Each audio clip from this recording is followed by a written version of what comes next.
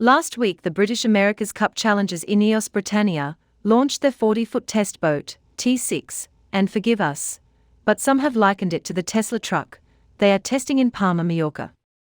So Ben, big day for the team. As a surveillance team, but it's an interesting looking boat. I noticed particularly the foils, the shaft at the front of the foils is interesting. Can you tell us anything about that? Yeah. So the boat's been in the water today. There's some stress testing going on now ashore. Once that's all done, tow testing I guess is next. How much of that will you do?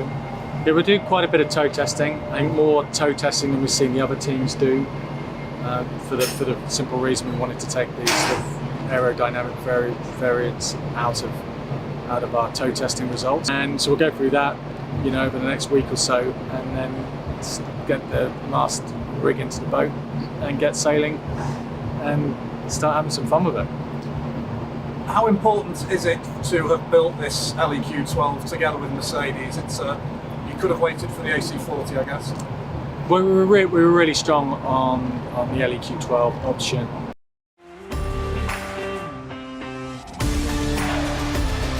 This is your weekly Sailing Global Highlights show, The World on Water, November 4th, 2022.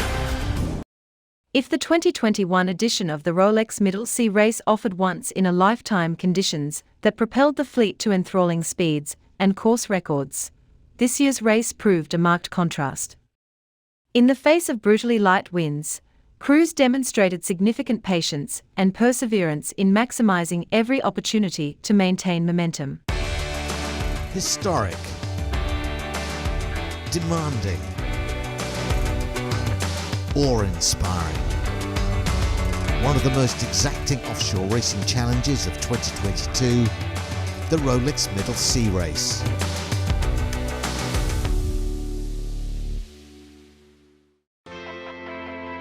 With the light wind forecast, the 118 competing crews knew that this year's edition would demand patience, tactical precision and faultless execution. At the front of the monohull fleet, the Maxis, and from the start an intriguing duel ensued between Leopard 3 and Bullet, both vying to be the first home. Bullet led along most of the north coast of Sicily before Leopard 3 retook and held the lead all the way to the finish line. She arrived back in Malta to claim monohull line honours, completing the 606 nautical mile course a little over 10 hours after the winning multi-hull, the Mod 70 Manor, herself triumphant following a close nighttime finish. Behind, the remainder of the fleet was still in the hunt for overall race victory, awarded to the fastest boat on corrected time. The failing breeze now favouring those already further advanced down the racecourse, including Eric de Turckheim's teasing machine. The French yacht crossed the finish line in the early hours of Wednesday morning to post an unbeatable time and become the overall winner of the 2022 Rolex Middle Sea Race. Reward for years of persistence for the owner and crew. Well, it's a huge emotion for me and for my team to win the Rolex Middle Sea Race. It's such a great race. A rewarding conclusion to this memorable edition of the Rolex Middle Sea Race.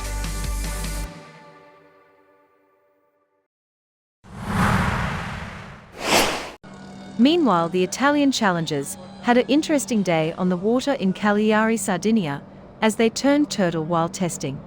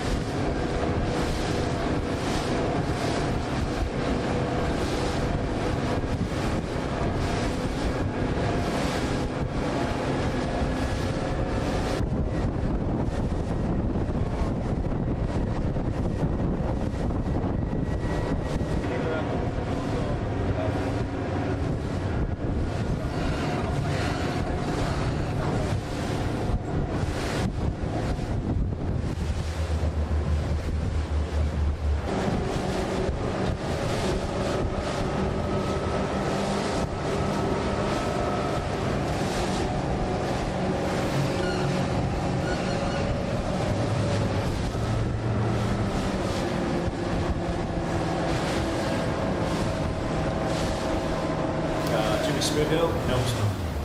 Can you tell us something about what happened? So you guys capsizing, just talk us through what happened. Yeah, no, we had a great day. We got some good sailing in, got to go out in some pretty good waves as well. And yeah, it was just one of those capsizes where you get caught slow boats. But very similar to actually we saw the Kiwis do on the AC40.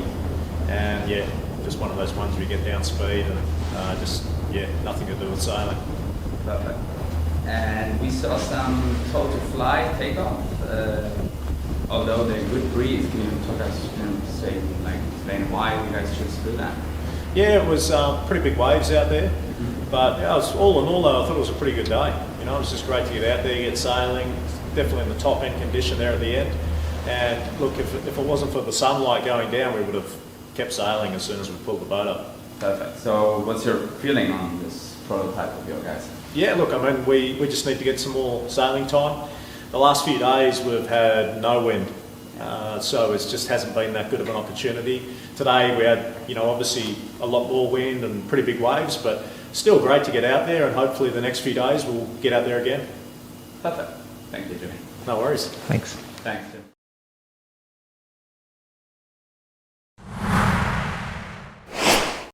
Barcelona will see 10 TP52s battling it out for the final regatta title of the 2022 season at the 52 Super Series Barcelona Sailing Week, as the world's leading Grand Prix monohull circuit celebrates 10 years since the first regatta in Barcelona. Welcome back to Barcelona for the second day of racing here, the last regatta of this season. It's going to be another light winds day. There's going to be some waiting on shore. And we're welcoming back in Barcelona the Paprec team, the French team, who in fact have been with us since 2012. They've had a little bit of a break, but they're back with a modern new boat. 2012 is a long time back, but we learned and we're still here. So it shows how much involvement and how much we love this type of event. We have so much fun. The level is so high, and I wanted to come back. We want to do 4 or 5 regatta with the TP52 this year and next year. For me, the main point is pleasure. If you look, I'm smiling. I'm always smiling on my boats. It's fun. It's so much fun, and I'm happy to compete with these big guys.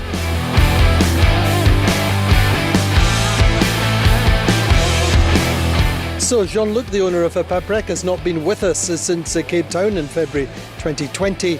The same is true for Tina Plattner on Phoenix.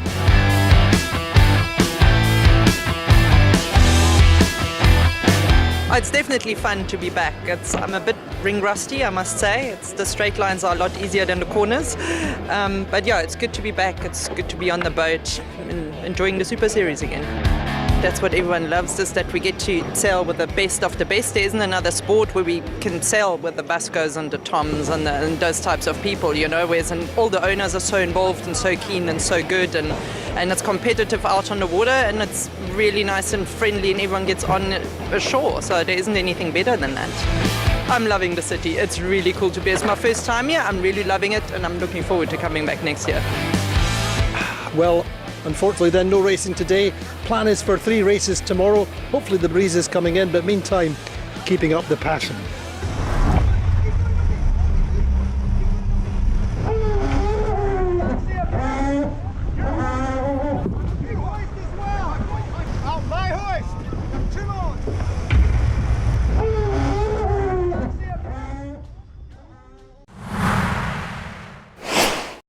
The World on Water's Christophe Favreau talked to Chris Stone, the Rolex Fastnet race director, on the dock of the Route du Rhum in St. Malo.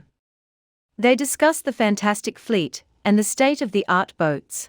Hi, I'm Chris Stone. I'm the race director for the Rolex Fastnet race and the Rolex Middle Sea Race. And today at Route du Rhum, St. Malo. It's an amazing, amazing atmosphere. I mean, this is, incredible. This is the best in the world. Bar none, nothing like it. There's expected to be 1.5 million visitors to St. Malo this week. Incredible. You have 130 boats in 3 kilometres of dock space. I mean, the best machines in the world. It's an absolutely incredible event. There's nothing like it in the English-speaking world anyway. I mean, for offshore sailing, particularly solo sailing. It's amazing. and it's the first race in sailing history where 138 skippers gonna take the start on the same race course. So it's really something special. Yeah, 130 solo, 130 solo sailors for the first time in history. I mean, that is the biggest solo race there has ever been. So this is amazing achievement for them and for the race organisation. Yeah. So you had time to go and see all the boats. Which is the one that particularly took your attention? Well, I think obviously the new Charal is fantastic. I mean, it's an amazing boat. But there's lots of new IMOCAs this year. I mean, that's incredible. Also with the Class 40s, I think lots of new Class 40s on the dock this year, and I think that competition at the front of the fleet will be incredible. There's no way you could pick a winner at the moment. Absolutely no way. Yeah, 38 IMOCA, 55 Class 40, 8 hull teams, 8 Ocean 50, and 16 and 14 in the multi, Rhum multi in Rhum mono. That's pretty amazing. It shows how dynamic is the sailing sport. Yeah. Well, you now have the mix of high-end technology and older technology coming together. It was great. It's always good for sailing, huh?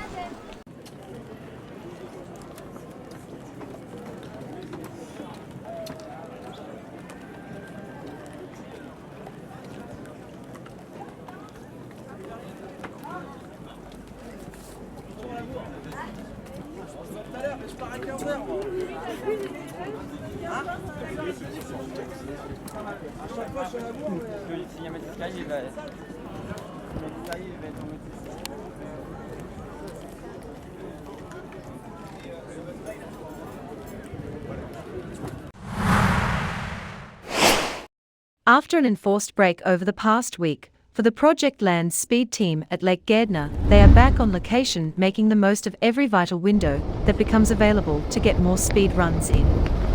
Australia is experiencing rain bombs and flooding. Get a couple of little runs in anyway. It might be a bit slippery slidey in the wet, but pretty used to water, so hopefully it'll be alright.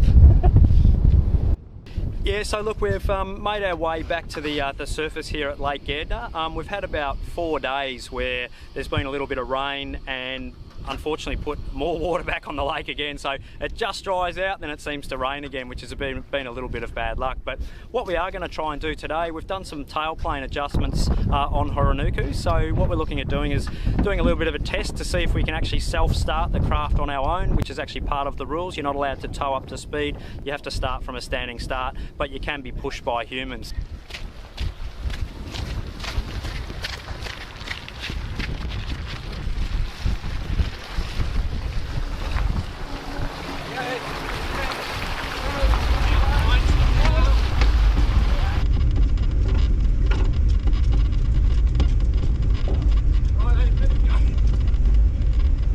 Break the record, basically we need about an average speed over 3 seconds of 205 kilometres an hour. That's about 1 mile an hour greater than the 202.9 kilometres an hour. That is the current record at the moment. There is still a little bit of water on the surface at the moment, but we are finding some dry patches, and as this afternoon progresses, we've got sort of 15 to 20 knots this afternoon. The salt's literally drying before our eyes, the water's all evaporating, and hopefully we'll have some nice little runway to get out and do some runs this afternoon.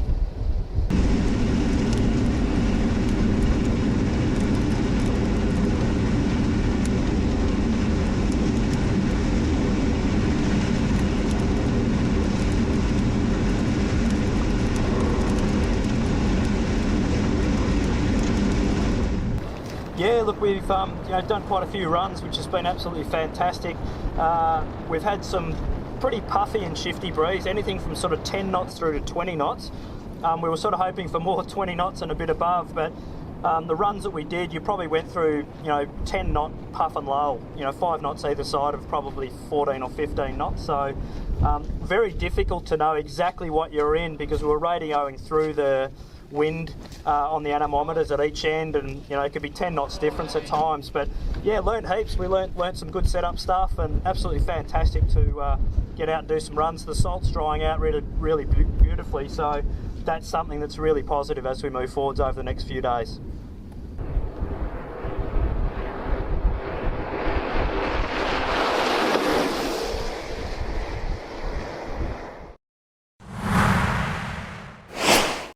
Quantum Racing are looking to clinch the 2022 title, but have only 5 points in hand over the talented South African team on Phoenix.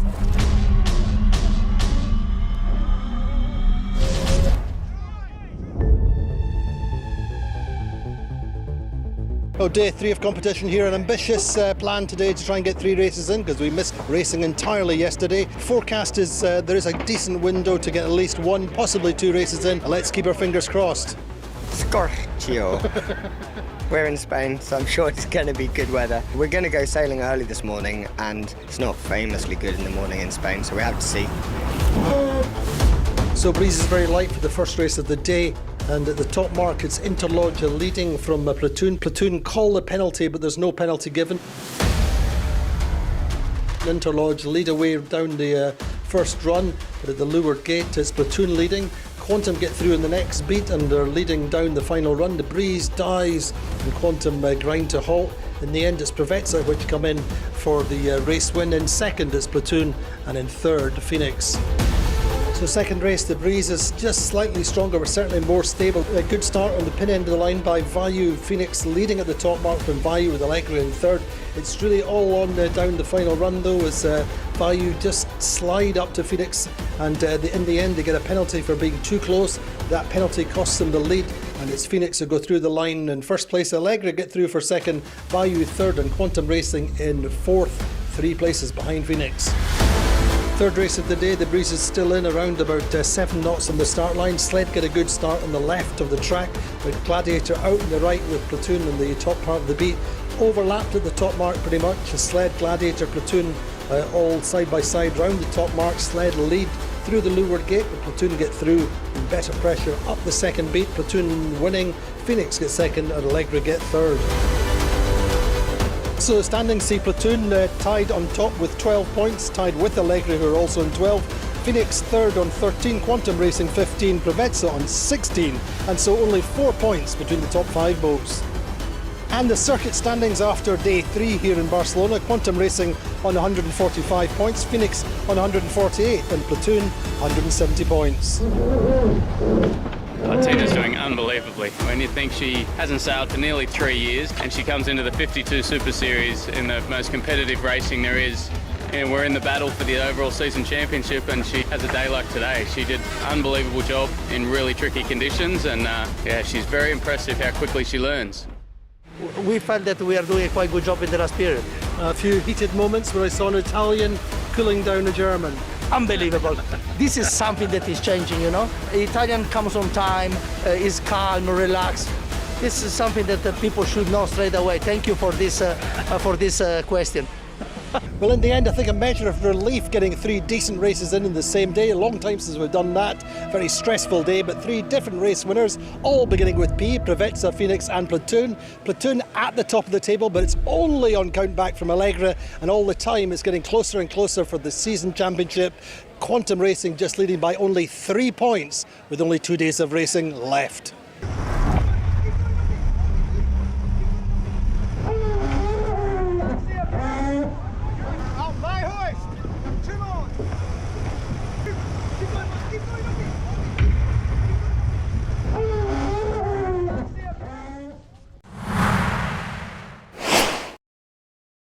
Meanwhile, the only challengers testing in the America's Cup waters of Barcelona, Alinghi Red Bull Racing, are going boomless. They are experiencing light winds and are happy with their test boat.